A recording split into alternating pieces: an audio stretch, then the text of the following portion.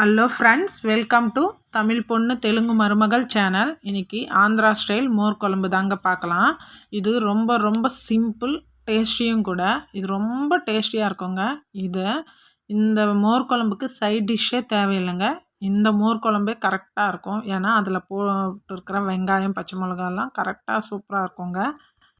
இப்போது எப்படி செய்கிறது பார்க்கலாம் வாங்க. அதுக்கு நான் முதல்ல 1 கப் தயிர் எடுத்துக்கிட்டேன். அதில் நம்ம கொஞ்சமாக தண்ணி ஊற்றி கட்டி இல்லாமல் கரைச்சி வச்சுக்கலாம். கரைச்ச பிறகு உப்பும் போட்டுடலாங்க. அதுக்கு தேவையான இந்த மோர் குழம்புக்கு தேவையான உப்பும் போட்டு கரைச்சி எடுத்து வச்சுக்கலாம்.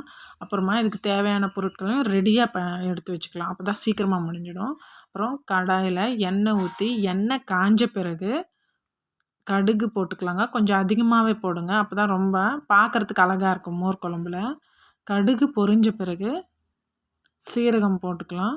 சீரகம் போட்ட பிறகு ஒரு 5 பச்சை மிளகாவை பாதியாக கட் பண்ணிக்கலாம். அப்புறம் இஞ்சி கொஞ்சமாக சின்னதாக கட் பண்ணி வைக்கலாம்.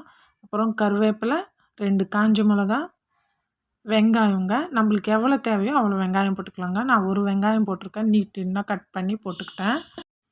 கட் பண்ணி போட்டுக்கிட்ட பிறகு பாதி அளவு தாங்க வறுக்கணும்.